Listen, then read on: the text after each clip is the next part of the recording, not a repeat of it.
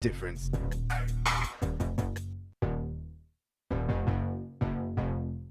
Unleash the truth in room 592. Room 592 every Monday to Friday from 19 hours 30 to 20 hours 30 with Dr. Yog Mahadeo and senior journalist of Kaieteur News, Leonard Gildarie. Room 592 on Kaieteur Radio, the radio with a difference.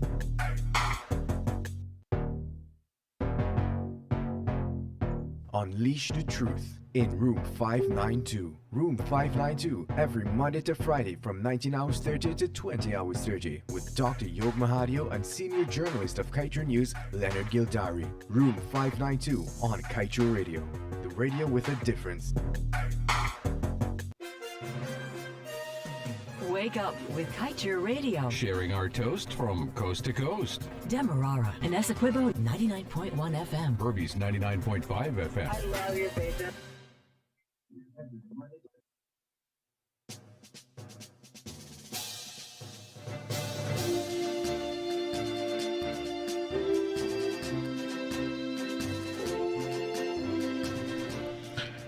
It is 19 hours 31 in Guyana and right across the Eastern Caribbean.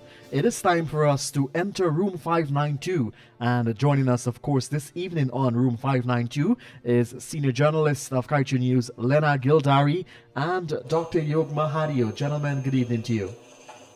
Good evening. Good evening to you, Joshua. Thank you so much for making this possible, along with all the technical staff, Raj, Kevin, and everybody at Kaieteur Radio. Leonard, good evening. How are you, my friend? Pretty good, dear Dr. Yog Mahadeo. How are you? Are you willing to go for another 105 days?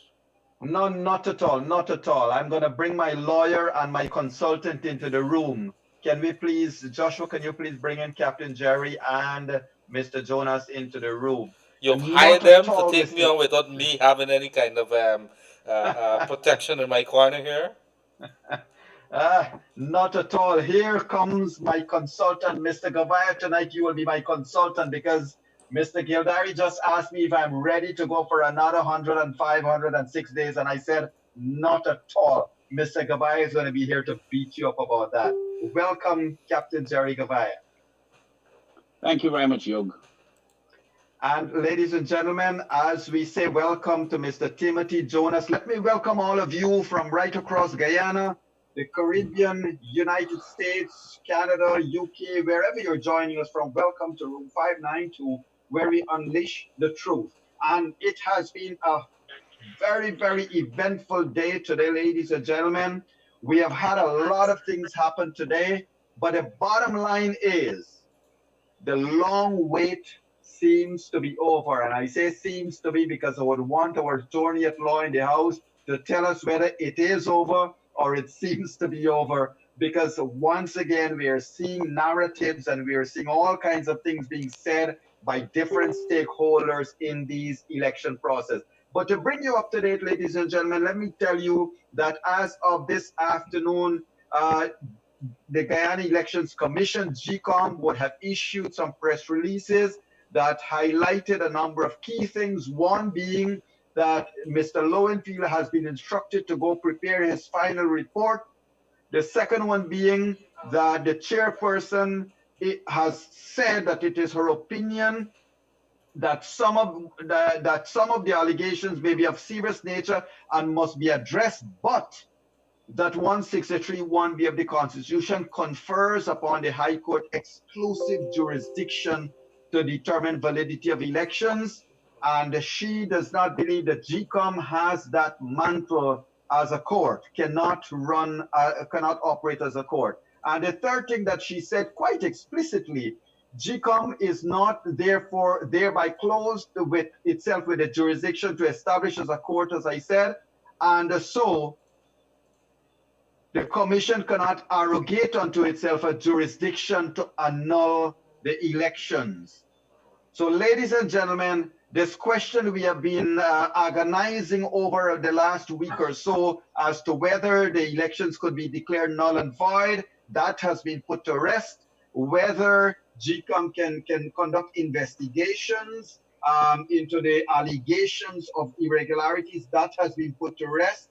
And today we have had a determination that says that Mr. Lowenfield must use the figures of the recount to prepare a final report. I welcome Mr. Captain Gerry Goveia and Mr. Timothy Jonas. And Tim, please, if you can, sir, in layman language, tell us what should we, the non-legal persons, read into this latest announcement from GECOM. Look, every time someone asks me that question these days, I begin to worry and second guess myself. Because what we've seen does not bear even the vaguest resemblance to what the legislation contemplates. The GECOM was forced to adopt a procedure, and they did it correctly, for a recount. But they were forced to do so because people acted unlawfully in the exercise of their duties and the exercise of their functions. Having done the recount, as you know, all of GECOM's horses and all of GECOM's men tried their best to put King David in again. So we have been faced with consistent attacks and efforts by the Secretariat in GECOM to defeat what was a clear win in terms of the numbers of ballots cast. But the latest spin that was attempted was part of a long concerted effort of padding the observation reports with information that we kept saying was not relevant. It's not part of a recount process. There are several screening stages in an election, but we're talking about two stages here. The first is when you walk through the door on election day to show your ID and to vote. And they look at your picture, they look at your ID, they check it off against the list that they have to make sure you're at the right place. They compare your face, they tick it off to show you voted, they give you your ballot and you go in.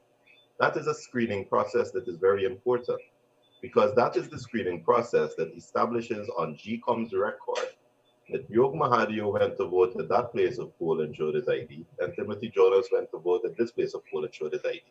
GECOM's records therefore establish those facts. When we're doing the recount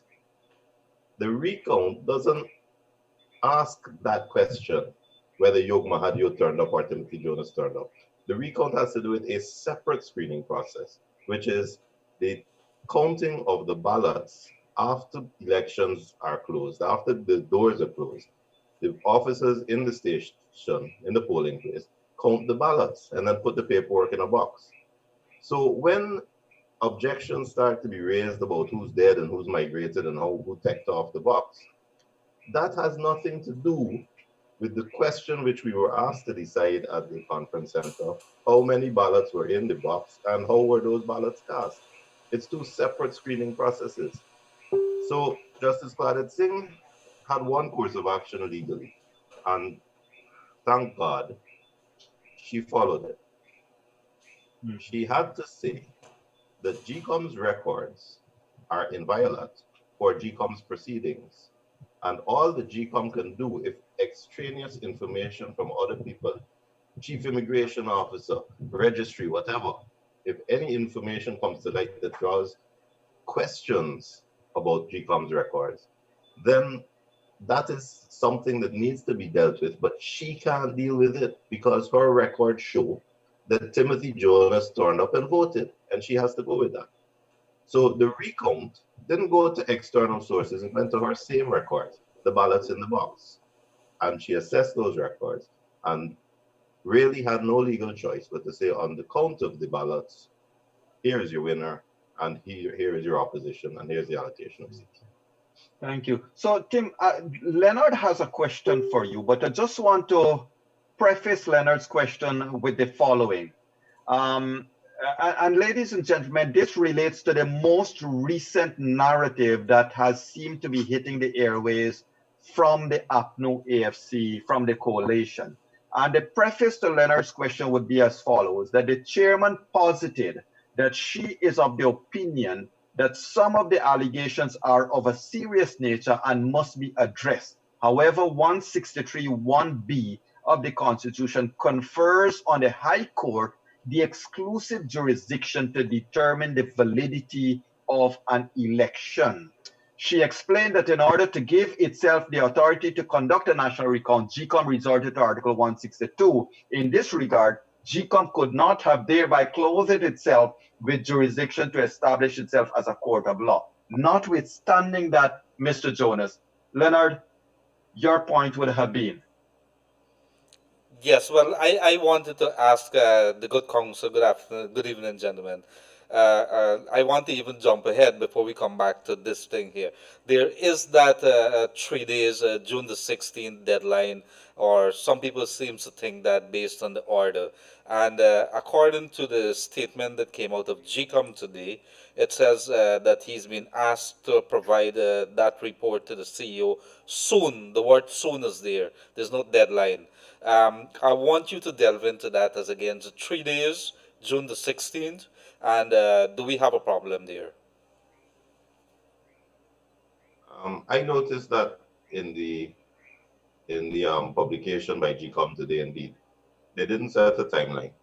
Now, let's distinguish the two reports that you're talking about.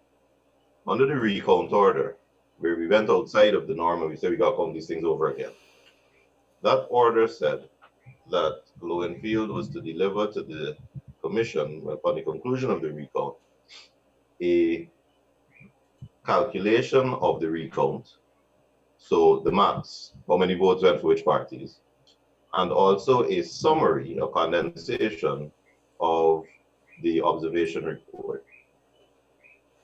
And he had a time frame to do that, and I believe that's the 3 days you're talking about. Now, we've gone past that. He's done that. His report essentially has been rejected because we had discussed this previously. He went far beyond his remit and tried to put in all kinds of conclusions and opinions which were not his place to give. And today, GECOM has gone back under the umbrella of the legislation to 96 of the Representation of the People's Act to ask him for the report under that act. Now, that report is to be done, calculated on the recount, and it deals with the allocation of seats for Parliament, the declaration of the winner, and there's no time frame for that. And I noticed in the publication today, no time frame was set. But you will remember, I'm sure, that on the 4th of March, after Lowenfield did his first, after Mingo did his first fraudulent count, I believe Mr. Lowenfield, the affidavits filed in the Ulita Moore case, he was very clear that the next day he had his report ready based on Mingo's numbers. So although there's no specific time frames fixed, I don't think that he has much leeway to delay. Right. But again, that is an internal issue for GECOM. There was no time given to him to do it. Correct. And Tim, back to this question though. So notwithstanding GECOM's clear statement that they're not a court of law and that the High Court has exclusive jurisdiction, as of this evening, I believe Mr. Basil Williams would have opined on a number of things, but their party seems to be pointing to the word valid within the section 96, I think it is, of the ROPA. And they're now saying, well, valid means only that subset of votes that in their minds are valid, which, anyway, I'm not going to use my adjectives. Over to you, Mr. Jonas.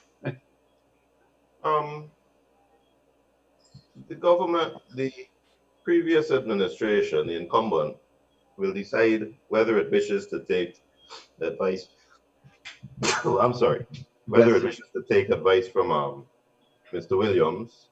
Mr. Williams had argued unsuccessfully for the house registration and for the removal of overseas Guyanese from the voters list. He had argued unsuccessfully about 65 divided by 2 being 34.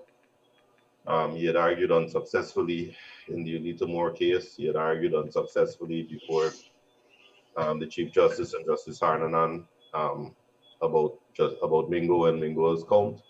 So the incumbents will decide if they want to follow Mr. Williams' advice again. Mm-hmm. But I respectfully disagree with his point of view. Okay, thank you. Mr. Gouveia, sir, what is the head of the private sector observer mission? What are your thoughts? Do you feel that your reports and observations have been vindicated now, sir? As well as your staunch support of the chairman must be recognized tonight, sir. Yog, I remember sitting with all of the private sector observers and at one time, and our local observers, and making the point that while there are people from different walks of life and different organizations, we all had one thing in common. And while I may not be a member of Tim's party or any of our PCI, and what we had one thing in common, which was the issue of democracy. We were all committed to ensuring that democracy was not ripped away from us, that democracy was not raped in Guyana. And that is what binds us together. And that is what is still binding us together. And so, yes, in terms of what we witnessed during March 2nd, in terms of what we witnessed during the recount exercise, and in terms of our confidence in the chairperson of GECOM commitment to doing what is lawful, and what is lawful could be, different people could have different views in it, but I think Tim will tell you what is lawful is lawful. Mm-hmm. And yes, we had confidence in her and she did what she did. But I want to tell you this, that even as I sit here tonight, and I know that we are not at the end of this. I mean, certainly the chairperson made it very clear today. President Granger made it very, very clear, not one time, not two times, not three times, 4 or 5 times he made the commitment that he will respect the ruling of the chairperson of GECOM. He said it many, many times. He said it at the Aquatic Center. He said it on his press conferences that he will respect the ruling of GECOM and the ruling of the chairman of GECOM. And so I expect a sense of honor. I expect a high sense of decency and integrity and responsibility to good governance at the end of this. But I want to bring you back to this. On March 2nd, and I think Tim is making this point. At March 2nd, we went to elections.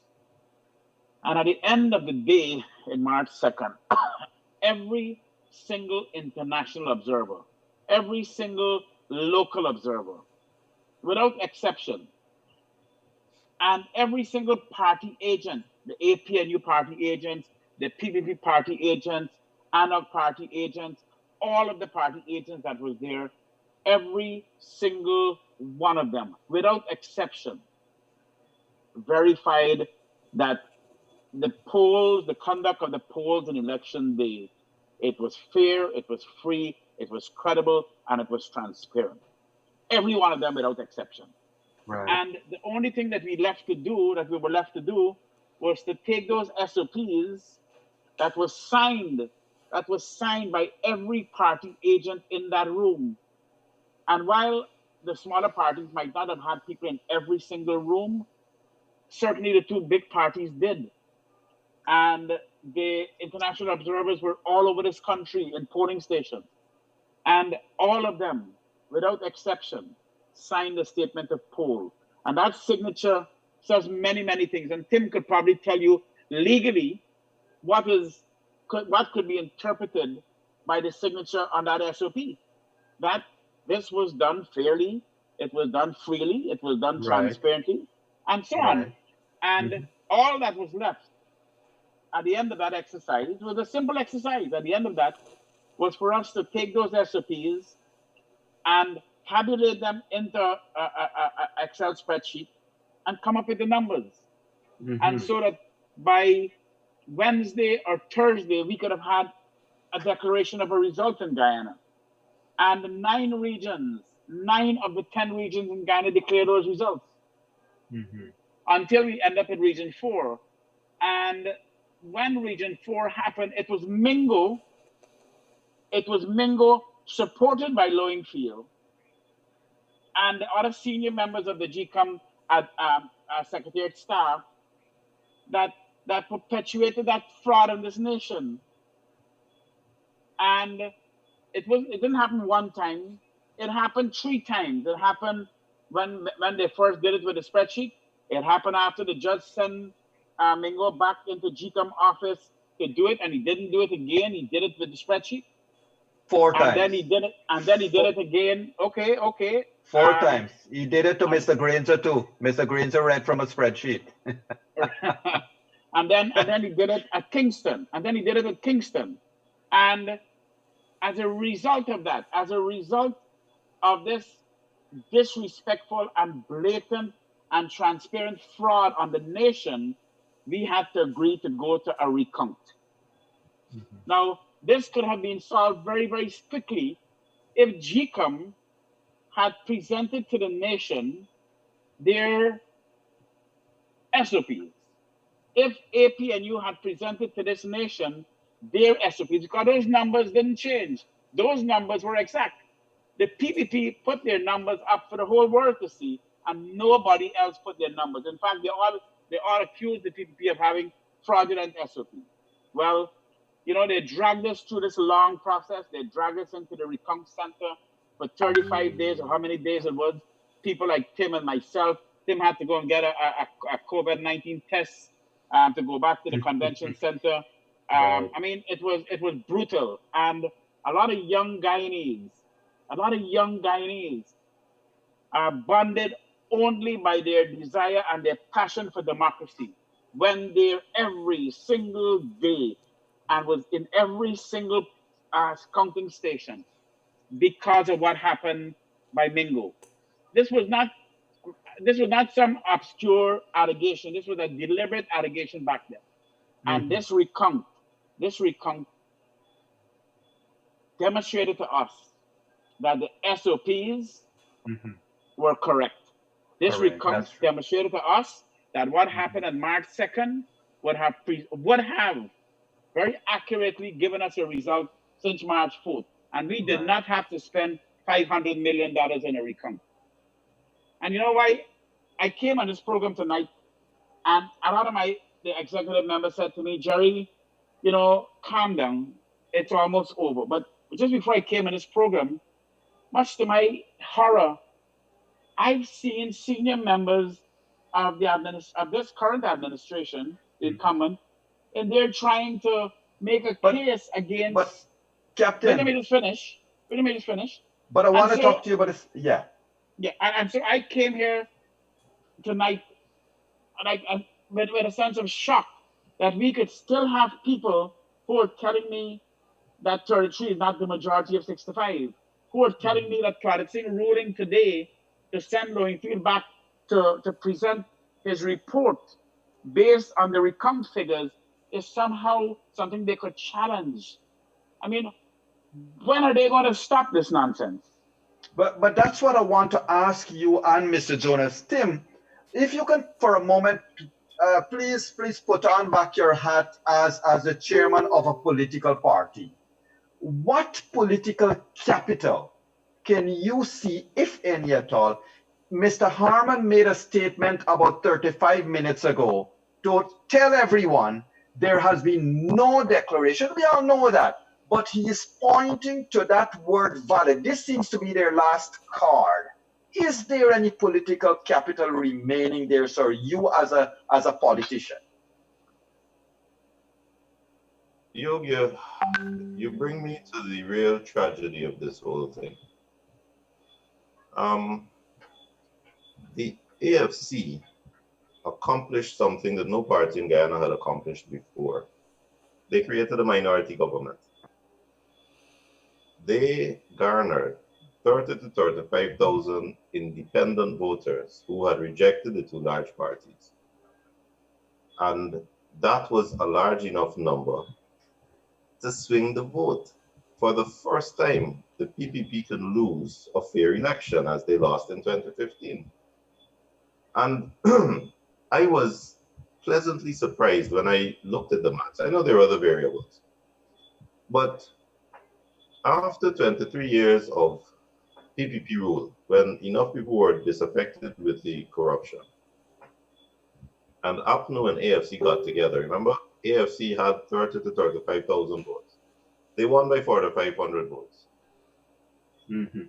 After those same people who decided to go with APNU saw that APNU was no better, and in some cases was worse. In 2020, PPP has won against the combined opposition by 6,000 votes. 10,000 people voted for small parties. Yes. And 15,000 people went back to the AFC. What I'm saying to you is that that swing vote of 25, 30,000 remains ready and willing to swing. Correct. At the 2nd of March, they remained ready and willing to swing back to the PPP. And I genuinely believe on the 2nd of March that if APNU had walked out of office calmly, that would have so empowered the electorate in their own minds, given them confidence in their own vote. Because a lot of PPP stalwarts were saying if you put those people in power, they're going to rig and never come back out. It would have so given such confidence to the voter that in 2025 we would have had a magnificent election. But what has happened now, you talk about political capital, they have removed all confidence of the electorate, and the electorate may have to wait another 23 years, another generation, before they take that chance again. People remember, but I'm the youngest of the generation that remembers the 80s. But now a whole new generation has seen it for themselves. And in 2025, how is APNU, which represents 4 to 5% of this country, that is the tragedy, how will they legitimately go to face their own people who they lied to this time around? How will they face the PPP traditional supporters who are afraid of them and who they try to rob? And how will they face the independent voters whose vote they try to take away? At long last, democracy was working in Guyana. At long last. We got the PPP out, and then we got APNU out. And APNU have destroyed that power that the electorate for the first time was beginning to feel in Guyana. And that's the tragedy. Correct. But Tim, I can push back to you and Captain on something. Look, when APNU AFC on 2018, after the NCM, the first night thereafter, Nagamutu, Granger, everybody said, we lost, we're going to go to fresh elections. A year plus later, they prolong that. They keep shifting the goalposts. At this 9 hour, they're once again raising something. Is it just delaying, and delaying for what? I mean, in any other country of the world, even some of the former dictatorships, in this modern age, a person in the place of Mr. Granger would have picked up the phone and called his opponent and concede. Here we have, with 1 day, 2 days, maybe 3 days more to go, I don't know. Because all that Glowenfield has to do, Tim and Gerry, he basically doesn't have to write a piece of verbiage, a pact report anymore. He is basically putting some numbers together and giving her the allocation of seats and so forth, if I'm not wrong. And that's what he has to do. So it's not any wordy thing. He doesn't need to consult with with the lawyers in his corner anymore. Why in your in your mind, they're still playing this delaying game? There has to be some reason. Because they're dishonest and they lack integrity. I want to tell you something what Barack Obama said. He said third world democracies is at risk when leaders refuse to step aside after their term in office have expired. They will start mobilizing their supporters. To amend the Constitution so they could remain in power. A good leader will not change the Constitution and extend power. Only dictators do that. I mean, this is Barack Obama saying that. And so for me, when I see this, when I saw this effort by people today to be dishonest, and I want to say, like Anita made the point that if 45% of this population that are supporters of the APNU and the PNC and and to me that is a good thing. It's a good thing that we have the kind of political diversity that people will believe in different parties. But my mother used to say, "Show me your friends, and I'll tell you who you are." And so if I have friends who were dishonest and scampish, and I was hanging out with them, then it defines who I am. And I will say to you that people who are attempting to continue to usurp and undermine our democracy, and they still have people who are there supporting them. I mean, over the last month, I've seen some remarkable people that I have a tremendous amount of respect for professionally, that are out there supporting this attempt to steal our democracy. This is a democracy that is protected by the OAS. This is a democracy that's protected by CARICOM. Every single leader in CARICOM, every single speak with one voice on this issue. The entire Commonwealth, the Carter Center, the United States, Canada, the UK, the European Union. I mean, what other signals do you need to know that it's time to give it up? It's time to regroup. It is time to rebrand. It is time to re-strategize and come again. But what you're doing every day now is attempting to do what Barack Obama said. It is to hijack the democracy of Guyana. Right. But it boggles the mind, doesn't it, Mr. Jonas? Doesn't it? Because Mr. Harman, he did something 2 weeks ago or a week ago when he called out and insulted Ralph Gonzalez and Owen Arthur and all of these people. And then a week later, I think to the surprise of a lot of people, yours truly included, when Mr. Granger stepped to the pedestal and endorsed everything Harman said. Now today, forget Basil Williams, but this is Harman now, his party agent, and a lot of people believe Harman is really running the party, is making these statements. Why are they taking their followers and their loyal people down this road of no coming back? I don't know. Tim, is there, to the point, is there any validity in that word or in their reliance on the Section 96 use of valid votes where these elections are concerned, where the recount numbers are concerned?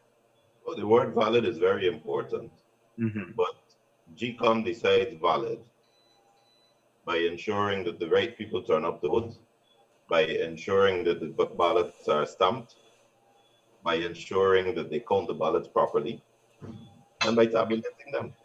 So GECOM decides what's valid, and GECOM has done so. And what we just had was a recount, not an assessment of validity. We had a recount. And if you remember, the reason we had the recount is because Mingo didn't count right in the first place. Mingo wasn't testing validity. Mingo was counting. And we had a recount, a count again. So validity is well and good, but it's not the question here. And if they have questions about validity of the vote cast, that is essentially a matter for an election petition. When you talk about delay, Yog, this is where I'm actually troubled. The lawyer in me says that you can delay to buy a couple of days to give your lawyer some time to prepare paperwork to get to court. I don't see court proceedings succeeding at this stage in terms of trying to stop the process. The decisions that have been handed down by the good Chief Justice have been quite unequivocal. And she has categorized the kind of wrongs, the kind of excesses which can be dealt with before elections, and the kind which must be dealt with in an election petition. This is not a gray area. This falls squarely within the elections petitions ambit. But so the lawyer in me says maybe they're trying to find a way and need a couple of days to think about it and prepare paperwork. I don't see it working. The warrior in me, the anxious person in me, knows that for a good soldier, you got death before dishonor. And as you say, the incumbents have successfully closed all avenues of escape. There is no way for them to walk away with dignity at this stage. You know, when we were in court, however many months ago, I had said to the media that there needs to be some kind of accommodation, some kind of discussion between the principals so that a party can walk away and face its supporters and say we did the right thing. There needed to be a rabbit hole for them to wriggle out of. And at this stage, I'm afraid there are none. There is no way to walk away holding your head up and pretending you have dignity left. And I worry about that. I want to Thank ask, you. Council, I want to ask the lawyer, if law and field does not issue a I'm sorry, I report. don't know if my internet isn't working well, but I missed some volume there. Yes, let me repeat. If I want to ask the lawyer in you, if law and field does not issue a report, what happens? And second, if he issues a report that does not represent the true recount information, what happens then, based on your lawyer brains? Yog, I'm sorry, I'm not hearing you. I don't Leonard, know if it's my internet or yours. can you hear me now, Tim? Yes, yes, I'm Everybody hearing hear me better. clearly? Yes, Leonard, I can hear you. yes, I could hear you, Leonard. yes. Go Sorry, ahead. Leonard, All I right. missed that whole thing. Let me repeat. If law and field does not issue a report, what happens? And secondly, if he in the same vein, if he issues a report and which does not represent the true recount information, what are the likely scenarios? And maybe we could probably delve into what is the legal recourse for the chair. I heard somebody bandy about the suggestion that the commission is bound by Lowenfield's report and that they got to take Lowenfield's advice. That one astonished me. Lowenfield is part of the secretariat and he is the employee. He's not the boss. The brain of GECOM is the 7-man commission. The secretariat is the arms and the legs. They do the work. So they are at all times subject to the instruction and direction of the 7-man GECOM board. And as we know, that boils down to the chairman, Justice Claudette Singh, because 3 on one side, 3 on the other side cancel each other out. If they tell Lowenfield to do something and he doesn't do it, you treat him like any other employee. You fire him. You go down to the next person or you hire somebody in his place. And you say to the next person, no, please go and do it. And if they don't do it, you fire them. Or you do it yourself. There's absolutely no impediment, no problem if Lowenfield makes life difficult. I don't think that should even cause a stumble. Correct. And in that step, Leonard, if I may, Lowenfield is but a creature of the commission. He is not his own person, and this is why he has to work, or the CEO, not Lowenfield, the CEO is a creature of the commission and has That is an important point you're making. Lowenfield is as an individual, the appointment, the office of the CEO. If Lowenfield as an individual refuses to carry out the duties of the CEO, then I believe that the commission will have to take the decision because they need the office of the CEO to do that work. And if the person that they have don't carry it out, they'll find somebody else to do it. Mm-hmm. Captain, let me ask you this. While it is a matter of speculation, could it be that the incumbent maybe needs a couple days more in their offices to, I don't know, have closure or say some closing prayer or something? I mean, I cannot see what is it they're waiting for. It boggles the mind. You know, Yog, I told you I came in this program tonight, schooled by the executive of the private sector commission to say, Gerry, the chairman made the declaration today, and so that we really need to talk about healing and I really did intend to do that, and I really do want to do that because I really believe that the way forward is for us to come together now. We have to join together on the president-elect Irfan Ali, and we have to join together to work on all the challenges facing this country, the bankrupt treasury that we've been seeing, the issue of this COVID-19 that is wreaking havoc in our economy and our public health system. And we really need all to come together. But when I today, or just before I came in this program, saw the pronouncements by senior members of the incumbent that should really be packing their bags. They should really be packing their bags now, and they should really be calling up President-elect Irfan Ali, and they really should be supporting President Granger, because he's still the president. Commitment to respecting the rule of law. He said this over and over: respect the rule of law, respect the Constitution, respect GECOM, respect and he will accept the ruling of GECOM, and whatever it is he said, and he will respect the declaration by the chairperson of GECOM. And that is what they should be doing, rather than attempting now to somehow maneuver and manipulate words and have a strategy to do what? To drag Guyana through another series of shenanigans. But Captain and Mr. Jonas, I mean, look, I am at a loss here. They knew since March 2nd, the night of March 2nd, certainly by the March 3rd on the morning, that they lost these elections. And if whatever bags and whatever else they had to pack ought to have been well packed and probably ought to have been carried out. And we certainly, there has been unconfirmed reports of stuff moving out of various places. Thus, I think the opposition leaders' delegation to the Commissioner of Police to say safeguard the assets was, one of the things that was done. But it's still, I mean, Mr. Jonas, I can't, it beats my mind. What would 2 days more give you? You are right. You said people do this normally when they are thinking of a legal challenge, but in this case, for what? The outcome is certain, and the chairman cannot take back her words that she is not a court. And it's not her words to take back anyhow. That's the Constitution.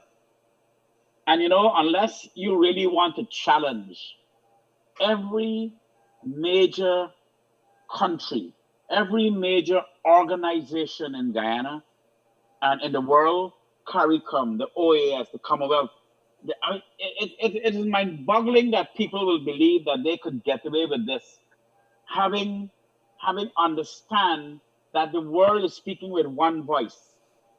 There's some countries, and I want to share this with you. I was speaking with Prime Minister Ram Gonzalez, who said this to me. He said, "Gerry, this is the first time in my 50-year political career that I am on the same side of the United States on any issue." Ram Gonzalez said, "This is the first time that I'm on the side of the United States on any issue, because I'm always on the opposite side. In every time the United States take a position, I'm on the other side." He said, "This is the first time that I'm on the side of the United States on the issue, on the side of democracy in Guyana." Mm-hmm. And he said, "It's mind-boggling that there are people in Guyana that don't understand that every leader in the world, every major organization, country in the world is speaking with one voice, that democracy must be protected and prevail in Guyana." And I must tell you, I came here to be peaceful, but I really feel hurt that there could still be people having done this since March, when they knew that they lost this election. They had, when I heard President Granger said, "I have a spreadsheet," and I never looked at the SOPs to confirm that the spreadsheet that I'm seeing is grossly fabricated. I was like, what is wrong with him? What is wrong with him? Why would he not, when he heard all of the allegations that was going on, why would he not say, "Let me see those SOPs"? Why would they not publish? Well, we knew why they wouldn't publish the SOPs. But President Granger, that campaign under a banner of decency and integrity and honesty, would tell this nation that he too was looking at a spreadsheet which he never saw the SOPs. He don't know how the figures and the SOPs were inserted, and was fabricated numbers he was looking at, and that is why we have to do a recount. I mean, I am like, well, Captain, the other thing that is extremely of great concern is that for the last 105 days, if one would even forget prior to March 2nd, The Guyana rag, as you know, that's what I call the Guyana Chronicle, is the Guyana rag, and the Department of Political Information. These two agencies, paid by taxpayers' money, have not stopped short of being unrepentant in their pushing of APNU AFC, not of the government of Guyana, APNU AFC.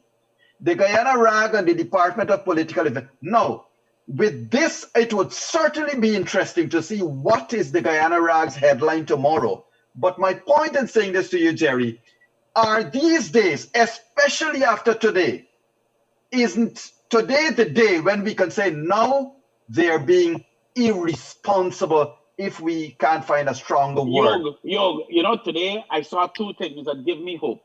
Today I saw Gordon Mosley on his page said that Irfan Ali is the winner and the president-elect. And I saw it. I saw also on NCN. I saw NCN also did that. And so those are both.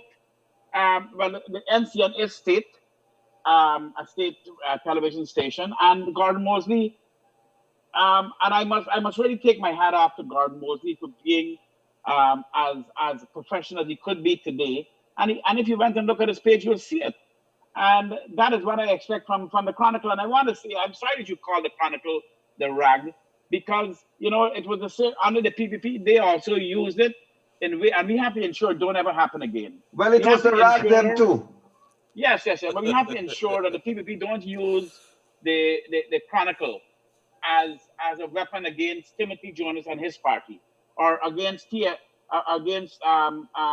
and their party. The Chronicle is the state newspapers, and it is important to have state newspapers that talk about state issues rather than party issues. But the good news is I did see today NCN, in a very responsible and fair way, issued a press release on the issue, and I did see Gordon Mosley did it, and I thought that augured well for us. I'm very interested to see what the Chronicle will do. But I am seeing this effort by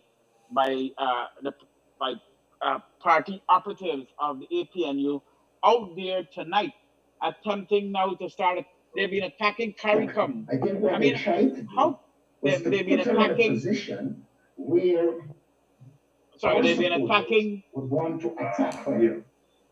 I'm hearing myself. I don't know what's going on, but they've been attacking. They've been attacking CARICOM now. They're attacking Carter Center. They've attacked Oinata. They've attacked Bruce Goling. They've attacked Rob Gonzalez. And when the chairman of CARICOM speak, they will also attack her. And we need to stop this. We have to work together. You know, they have to think there's a life after these elections. I want to tell you this before I finish. Just excuse me. You know, when I spent a lot of time in the military. When I was in the military in uniform, because when you put on the uniform, you're in the army, they house you, they clothe you, they feed you, they give you transportation, and you live in a bubble. And a lot of times when you're in the military, you forget that there's a life after this army. And even when you're in the police force, you forget there's a life after this service. And I think people in politics need to understand there's a life after these elections. And that they need to regroup. And as Tim said, they need to start preparing for 2020. And how do you win votes? You have to win votes by heart and minds. You have to win votes by people trusting your integrity and trusting your decency and your honesty. And they are, at this time, in my view, really, really causing me some serious concern.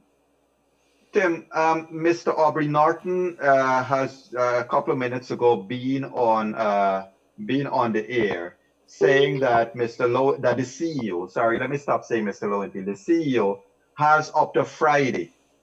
I don't know where he got that from, but he said that the CEO has up to Friday to prepare and present his report. And so my point there is that you're seeing the obvious machinations now to just delay further. Tim, will it ever stop, my friend?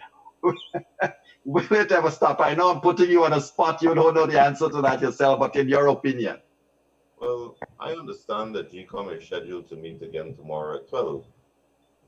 And if that is the case, well, there's only one thing they can be meeting about, because they have nothing left to say to each other except to deal with Lowenfield's report. So it's my expectation, if I'm correct, and I may be wrong, but if my information is correct and they are to meet tomorrow at 12, it is in anticipation of receiving a report from Mr. Lowenfield before 12. Tim, the other question I want to quickly ask you, a lot of people are seeing this as a victory for the PPPC and a loss for APNO ASC, but there is a This clear... is a victory for democracy, Joe. This is a victory for democracy. But hold on, Captain. There's a clear new path that was set in these elections. While a lot of the newer parties did not necessarily accumulate the many votes they might have wanted, but it really brought to the fore what democracy could mean, notwithstanding these elections and the way APNO FC conducted themselves. But Tim, you have been part of this new set of political parties that come up, and you have certainly not been a stranger to the podium and expressing your opinions, whenever called upon. What does it signal to you, given all of these new parties, of the future for Guyana, sir, and our democracy? I mentioned the 30 or 35,000 independent voters. These are people who do not want to vote for either of the two large parties. You see, we have a winner-take-all system. The winner-take-all system puts a party in there as if they're the monarchy. And they are corrupt, they are incompetent, they are unhelpful, they are divisive, because we have an Afro party and an Indo party, and because people vote along ethnic lines. They're not accountable to their own supporters, because their own supporters will vote for them from hell or high water. There are now 30 to 35,000 people in Guyana, and I think at this stage more, because the last 3 months have shown people that this thing is not how Guyana should be, who have rejected that. Mm-hmm. That came about as a result of 50 years of oppression, as a result also of the growth of the middle class, the increase in the number of educated people here, people who are upwardly mobile, who are thinking for themselves, who aren't blindly loyal. The reason so many new parties came about is because so many people were disillusioned with the big two. There is not a leader of a small party, of a new party, who expected to win this election, who expected to get into power, who expected to get oil money, who expected to get any of the gravy. I mean, despite all the nonsense that you hear one or the other party loyalists talk about, none of the new party members did this for personal gain. This has been an expense in terms of money, in terms of time, in terms of professional ability to deal with your profession. It has been a sacrifice. And the sacrifice is because of the recognition the two-party system in Guyana, where we have two ethnic groups, two ethnic parties, and a winner-take-all system, is unsustainable. It has left us second poorest to Haiti. And if you say that to party loyalists on either side, the party loyalists will say, my party is the lesser of two evils. Look how terrible and corrupt those people are, and look how dishonest and lazy those people are. But we are second poorest to Haiti after 28 years of PNC, after 23 years of PPP, and now after 4 years of APNO. There's no excuse for that. You can't move away from that reality. That's like trying to argue that 34 is half of 65. You can't run away from it. Mm-hmm. So for me, the fight now begins because I wish Irfan Ali well. I hope that he honors the promises he made.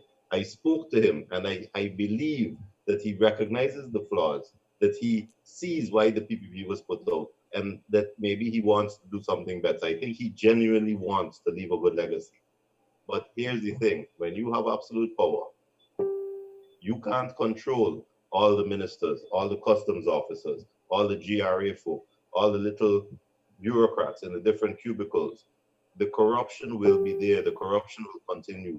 And that is an aspect of winner take all because you do not feel accountable to your supporters. We have to change the system. And right now, I hear Gerry talking about how angry he is with the APNO leadership. I agree. They have demonstrated an amorality that is beyond all comprehension. When you read the CARICOM report, this whole country should be ashamed. We should all be so embarrassed that True. we have three foreigners coming into this country to talk about how absolutely disgraceful our behavior was in the conference center, where you got members of one party telling a member of another party he's a pedophile, and that kind of tenement yard level of exchanges going on at what should be the highest forum of our country.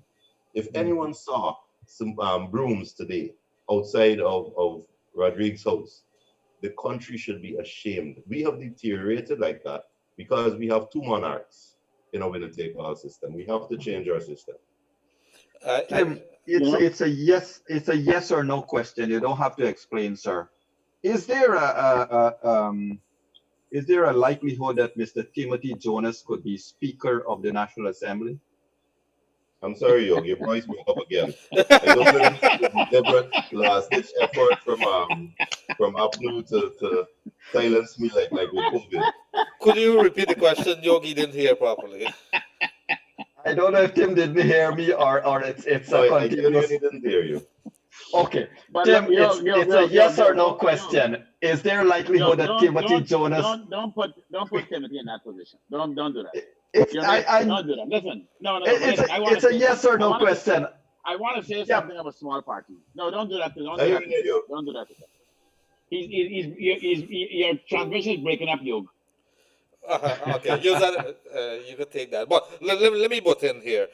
Joe Harmon, in a statement not too long ago, said that no declarations has been made. Should the PPP supporters, based on what would have transpired at GECOM today, start celebrating? No. Responsible. That will be responsible. But I want to touch on something. You know, when Tim talk about the small parties and that they're not here for anything, you know, I made mention to it a couple nights ago, Yog. I saw this young lady, Asha Kisoon, a few days ago on an interview with Neil Marks. And when he asked her how she felt, she said her heart hurts. And as she was speaking, she started to cry. And I want to say also about Rhonda. Rhonda from, I think it's TCI. When at the end of every day, we were all given copies of the SORs and the document, and Rhonda was actually sorting them out and putting them and they were uploading them onto their party's Facebook page or website. And she had her children doing this, and it tells you the level of commitment and sincerity of these people. You know, when I first started Baraima, and myself and Debbie used to go and do medical evacuation, my sons used to be 8 and 9, and they used to be running down the Ogle runway with lights, putting the lights so that we could take off at night to go and fly these planes. And when I saw Rhonda children sitting with her and sorting out these SORs that she was now putting online, it told me the level of sincerity and commitment from these young parties. And I tell you, I think it was one thing this recount did for us. It has really showed the content of the character and sincerity of the people who are fighting for democracy in Guyana. Correct. And certainly, I think Annette Arjun has put it well. The small parties have emerged as true giants, notwithstanding the vote counts, but their integrity, honesty, and everything else. Tim, you guys have emerged far superior than one of the largest political parties in Guyana, where honesty and integrity and intent and everything else is concerned. And congratulations to you, sir, because you're chairman of one of these parties. Which one is that, Joe?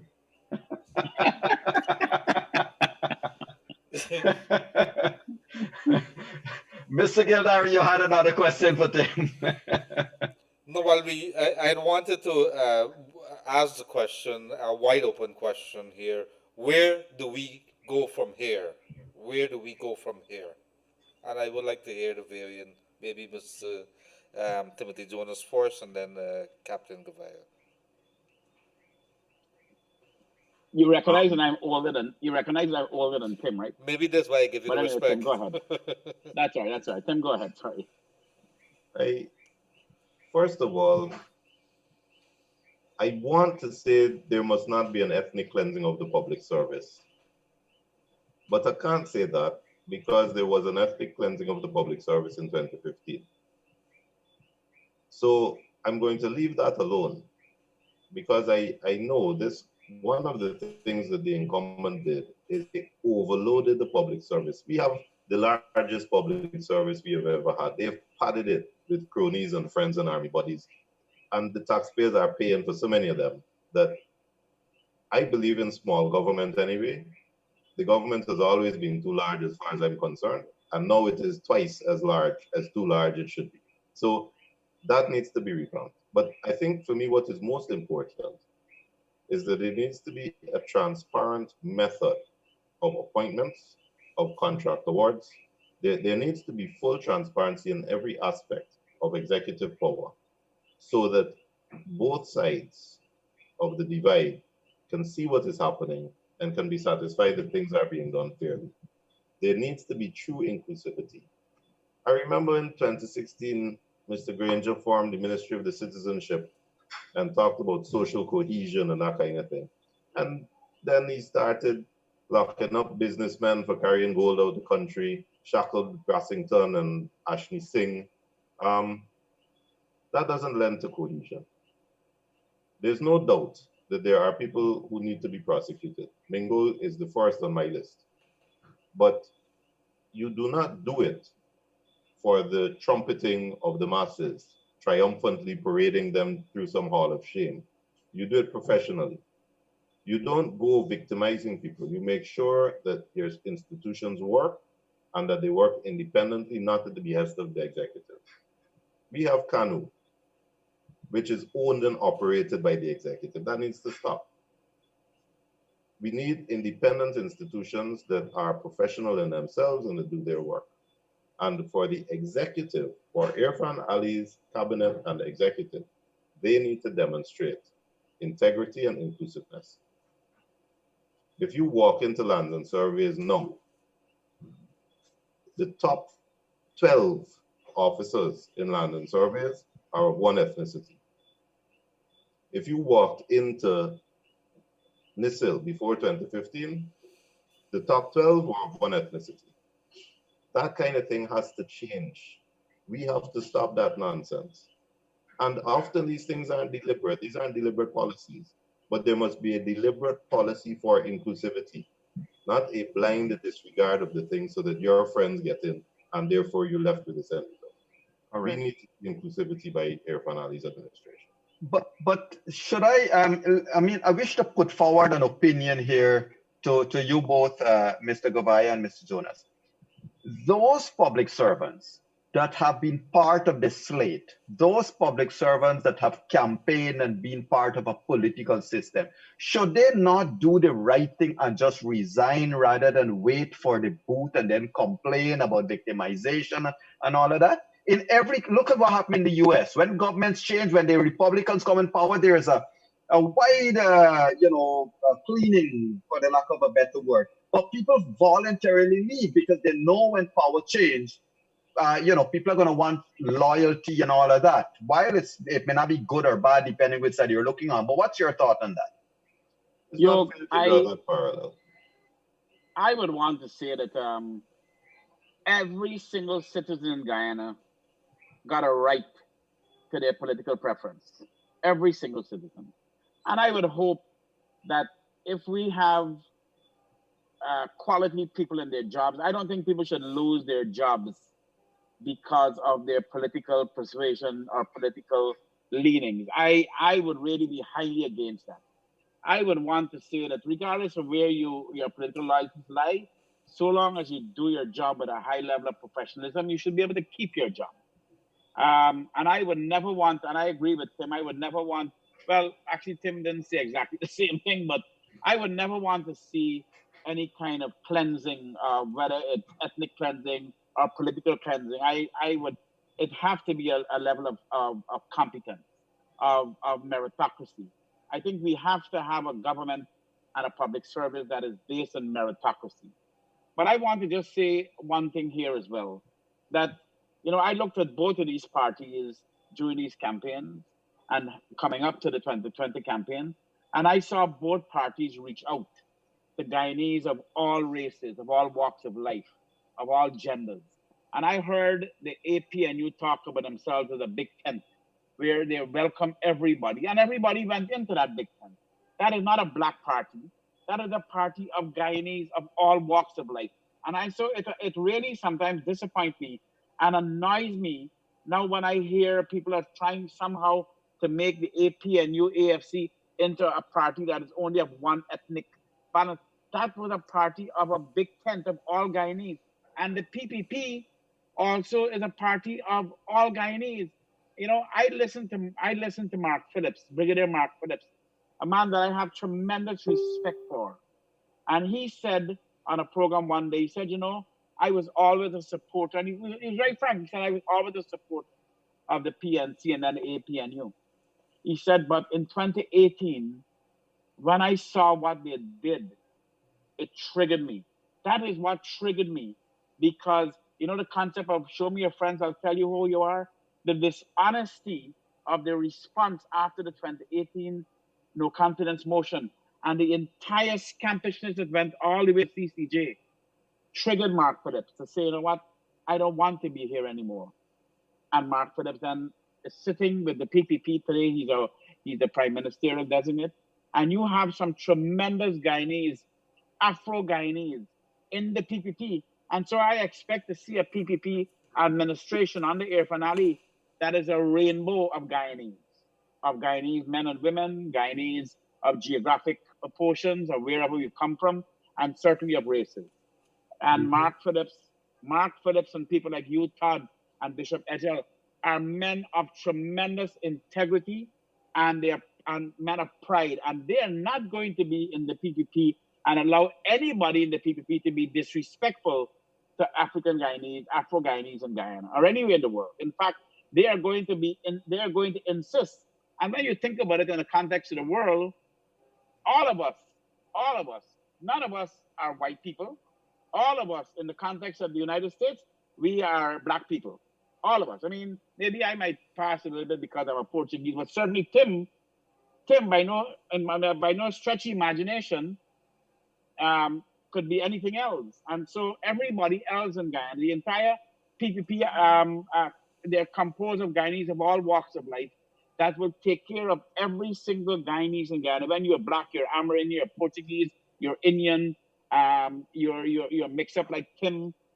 Tim, you are, I don't understand what kind of mixture you are. I think you're mixed up. Oh, so we're going down that road there. That many times, Gerry. That's a very strange road. A gentleman went down that road and it didn't work out so well. Jerry, I wouldn't like for tomorrow morning headline to say Tim's views are mixed up as well. His views are certainly straight. Very straight. But gentlemen, let's come back down to what's next. And Tim and Captain, from the people's perspective, for you both gentlemen to tell them what's next. Is it that the PPP presently should be sitting down to strategize about its priorities and all of that, whereas the APNU AFC should sit down to start thinking about being a responsible opposition? And Tim, what about the join the party and stuff like that? Let's spend a couple of minutes talking about what's next from your perspective. Tim, just hold 1 second. I saw Bishop Edgell one day said that in 2015, when they recognized that they had lost the elections, they immediately began the responsible behavior of handing over government, of going every day and handing over to the APNU or the AFC officers that was taking over. And that is what I expect to be happening now. That is, for me, immediately, this is where the people in government would go through that process of being responsible and handing over to the incoming government. That is what I expect immediately. Sorry, Tim, go ahead. But Tim, let me interject a minute. Sorry to upset your train of thoughts. Leonard, I wish to share this with you and with our viewers and listeners. So earlier this evening, probably an hour ago, Mr. Joe Harmon and more like within minutes ago, Mr. Aubrey Norton were on air telling their supporters that they don't know what numbers the chairman is talking about when she said that she is going to, that the CEO is instructed to give her a report based on the recount numbers. And their point was that that the CEO has to look at the word valid and probably make his own translation. So what we have here is the letter that would have been issued. Remember, the chairman said she is going to issue her instructions in writing to the CEO, and that would have been issued. And it reads that pursuant to Article 177(2) of the Constitution and 7796 of ROPA, I'm just paraphrasing, you are hereby requested to prepare and submit your report using the results of the recount for consideration by the Commission. So using the results of the recount. Is there any ambiguity there, Tim? I don't see any. It seems quite clear to me. Okay. I don't see Hard that to either. split a hair there. All right, and the part that the part that I left out purposely is to say to submit your report by 1300 hours on 18th of June, which is Thursday. So he does have 3 days based, well, yeah, let's say today, tomorrow, and Thursday, but up to 1 p.m. on Thursday. Any thoughts there? Does it like make the seals tighter now?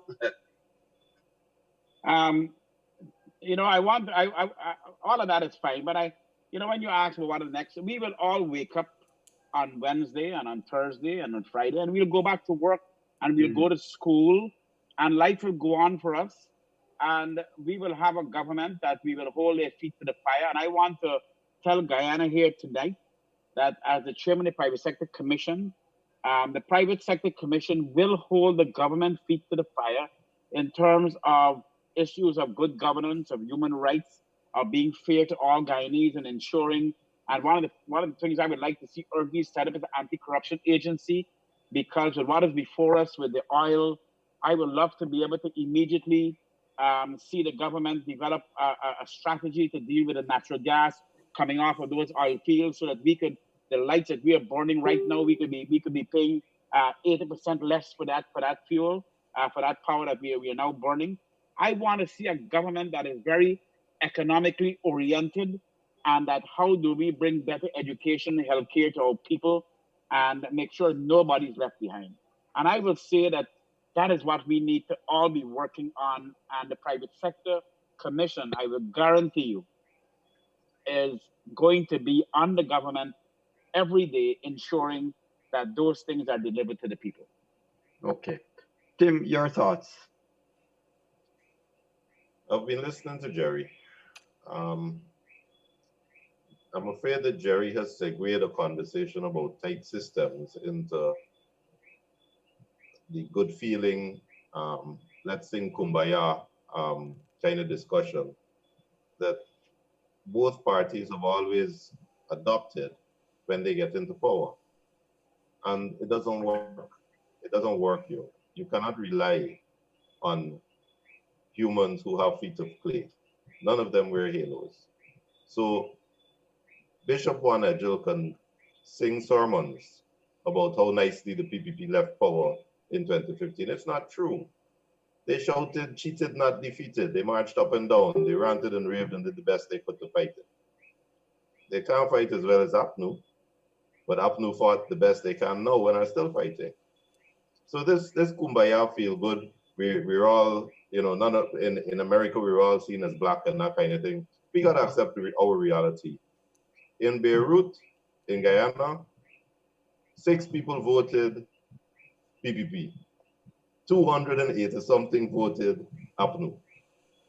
When you go to Linden, PPP don't get votes. When you go to Hubu, APNU don't get votes. Let us be frank, let us be honest with ourselves, because unless we see our problem and see where the problem lies, we can't find the solution. So let's be honest. Our solution lies in systems. When Gerry talks about PSC holding the feet to the fire, in our winner-take-all system, if the government has a majority in parliament, we then have an elected dictatorship. We have an elected dictatorship because they pass the laws and they run the country. The executive controls parliament. That's how it's always been in Guyana. That is how it will always be until we change the system. There is no accountability. And they had it for 28 years, and then they had it for 23 years. Once you control parliament, you have an elected dictatorship. Nobody holding anybody's feet to the fire.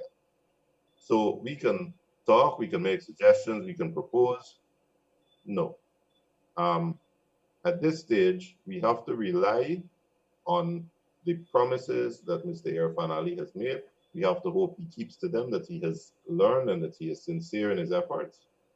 And we will do as much as we can canvassing with the one seat that we scraped, because this was always a two-party race. The PPP supporters needed to get the APNO out, and they weren't looking at third party. Next go round, we'll do better. But until we have a minority government so that the majority is in opposition in parliament, the Westminster system that we have won't work. What we have to do is we have to advocate to change the system so that both sides of the divide feel as if they are adequately represented in the executive decision making. You cannot sing Kumbaya and say to the other side, don't worry, we love you too. We're in America, we're all black and we'll all look after you. It doesn't work. That doesn't give comfort to anybody in Buxton or Victoria when you're PPP. It doesn't work.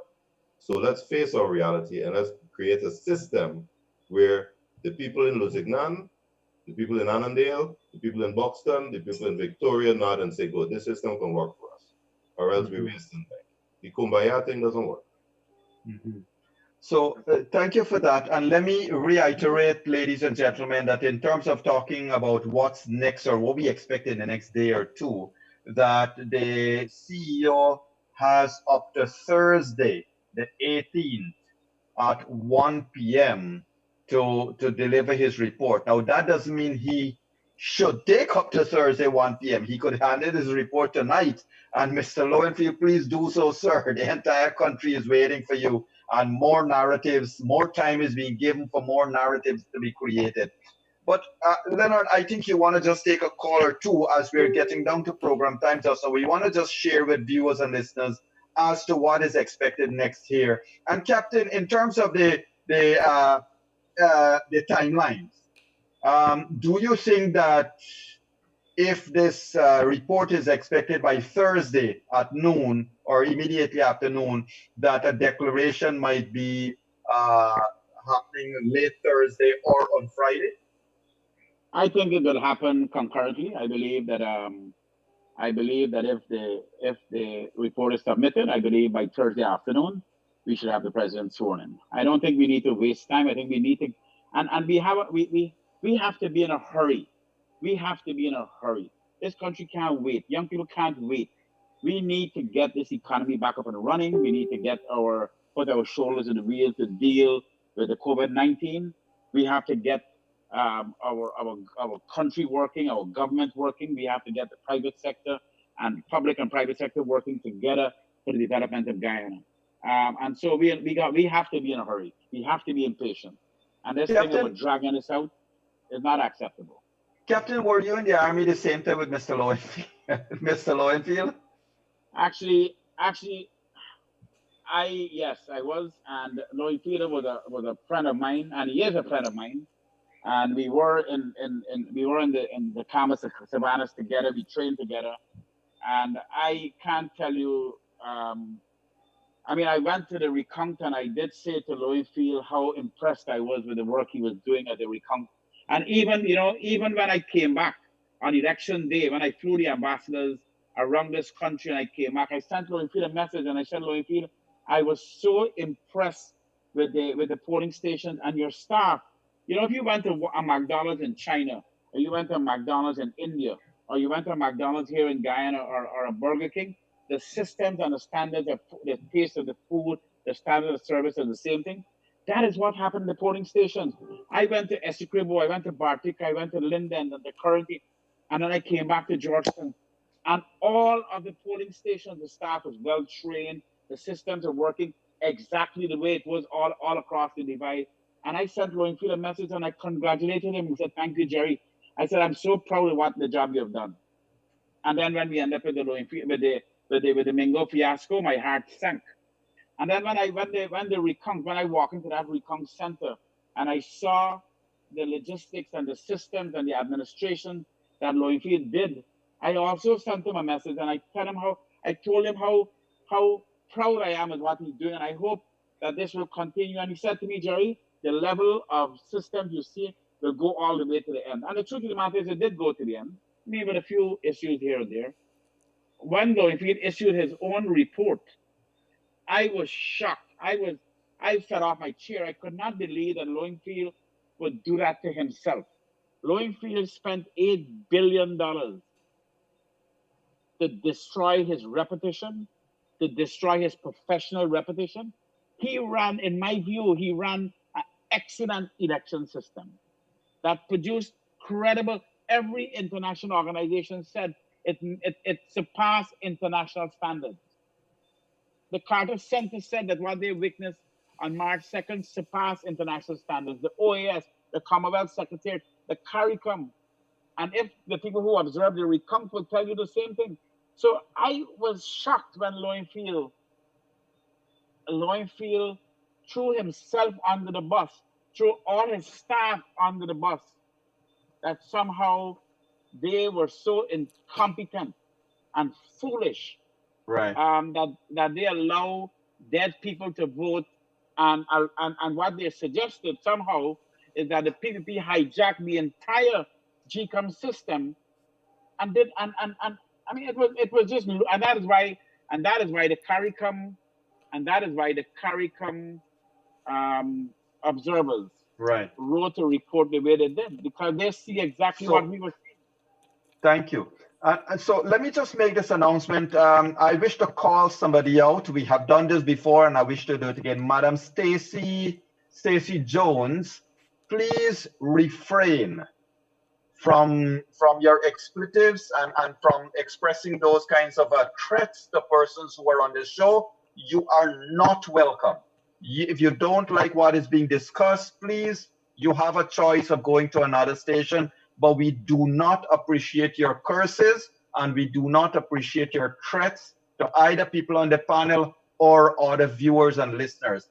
Please be at peace, madam. Mr. Timothy Jonas, sir, an opinion and your comment on this opinion. It is widely felt that had this race, especially with the shenanigans over the past 105 days, had it been left to PPP alone versus the APNU AFC, this race was long gone, done over with, because they would just run over the PPP. But it is felt that because of the fight that you and others of your kind put up, sir, that this has gone the way where all the doors and loopholes were closed. What's your comment to that, other than you appreciate the praises? I think the fact that there were so many voices raised added to the confusion. It added to the fight against what would have been a straight bulldozer over the PPP. There's no doubt if the PPP were alone in that room with APNU, this was a done deal. PPP have never had traction in a face-off with APNU. But more importantly than the new parties was the international community. So there are a number of variables here that changed from the 1970s and the 1980s that these old boys know about. The first is the presence of the international community. And we've all seen Forbes Burnham in his last interview in 1985, a few months before he died, when questioned about his elections and his decision not to allow foreign observers, say we're a sovereign nation. Here we are in 2020, and you are seeing the APNU loyalists disgusted with the inconvenient presence of the overseas folks, saying we're a sovereign nation, we don't need the Carter Center. History repeats itself. You don't teach old dogs new tricks. So the foreign observers was very important. Technology was important. There is video footage of Mingo declaring that he is using his, and his word is broadsheets, and not using the SOP. Without that video footage, it would have been so easy for him to lie in an elections petition. And I think we'll agree Mingo is not above lying in an elections petition or before the Chief Justice to say, I used the statements of poll. Who's going to say that he was telling the truth or lying? But there's no video footage showing it. So technology was the second thing. The international community, technology, the third parties. And again, OAS pointed out GECOM Secretariat has gone rogue. CARICOM has confirmed GECOM Secretariat has gone rogue. And therefore, when we were at the Carter Center, mighty efforts were made to prevent us having cell phones or using cell phones. We had to raise a ruckus about it. Transparency. You want as many eyes there as possible. They wanted to limit the number of people in there. They didn't allow the Carter Center in there. These aren't new tricks. These are things that are clearly evident for everybody. Right. But to answer your question, three factors. The overseas folk, technology, the small parties. They have saved the PPP. Thank you. And you know, Yog, and you know, yes. Technology. There were video cameras. There were videos running in the GECOM Center when we saw all of the documents that are missing for the 41 or 49 boxes in the East Coast. We saw those documents in the GECOM office. And when we zoom in, when you take this and you zoom into the numbers, because you actually saw the ballot box, you could see how they were related back to those same boxes. So all of those documents, and Tim is right, because of the presence of these smartphones, we were able to see everything, and you could see all those documents in the GECOM office.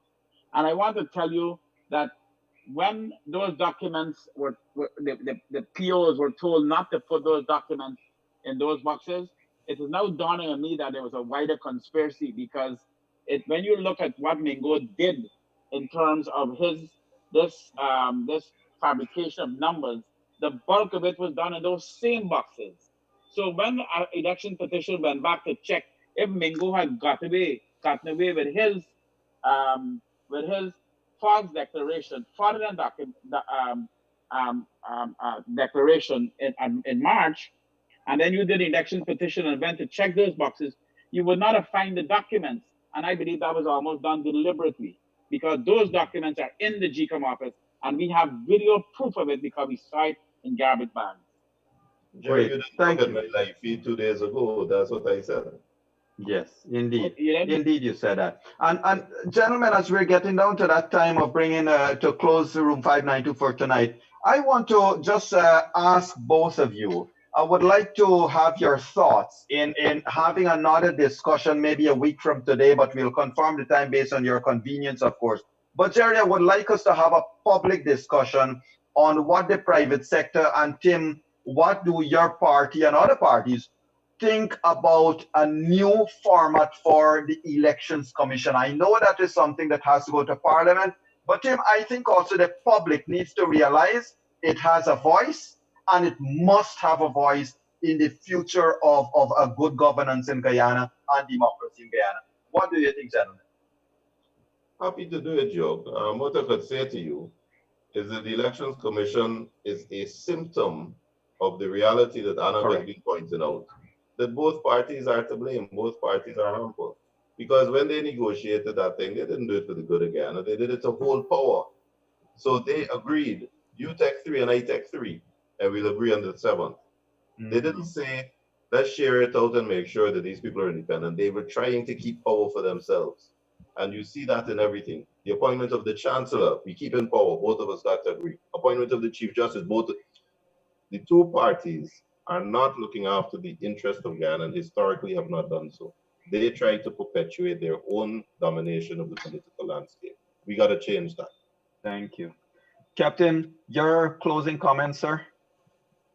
You know, like Timothy said, President-elect Irfan Ali is a young, highly educated man with a tremendous amount of energy and charisma, and he has made a tremendous amount of promises to rule. Well, not to rule. I don't want a ruler. I really want a servant leader that will provide leadership to all of Guyana. And I know that I will probably get some blows from Kim, who will accuse me of we call it Tim Kumbaya. But I really want to believe that President-elect Irfan Ali will rule for all Guyana.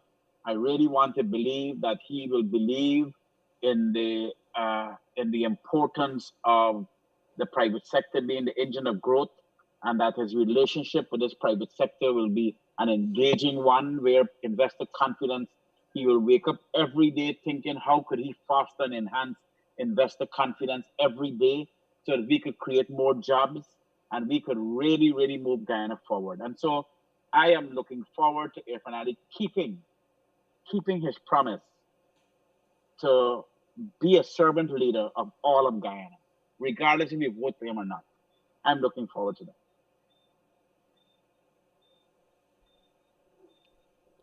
So in the meantime, while Yog is coming on, I'm not sure if he's still on. I want to say thank you very much for joining us here on room 592. You could join us tomorrow at 1:30, and it's going to be hot because we intend to bring on some guests. But not only that, we want to hear from you, the people of Guyana, at 1:30 on Elections Watch, Elections COVID-19 Watch. And so that's going to be 1:30 right here on Kaieteur Radio. Yog, are you back? If he is not, I want to say thank you very much to our guest, Captain Gerry Goveia, and of course Timothy Jonas, attorney at law, and he's wearing his cap there as an attorney at law, and he was talking as a lawyer. My heart is a lawyer, my head is a lawyer. So I want to thank you very much, gentlemen, for joining us this evening, room 592. Unfortunately, my host, Dr. Yog Mahadeo, has been kicked out. Because maybe of the internet. Evicted. He's what? He's been evicted. Oh, he's been evicted, and which is a very good thing. And we could talk about eviction as one of the team at a later program this week here. How do you make room to be evicted? And that's such a wide open thing. So thank you very much for wherever you're joining us here on Kaieteur Radio. I want to say we're going to be back tomorrow evening as well for room 592. In the meantime, good night, gentlemen, and good night to our people wherever you have joined us from. Have a pleasant rest of the evening. Thank you very much. Gerry, pleasure as always. Thank you, my brother. Thank you.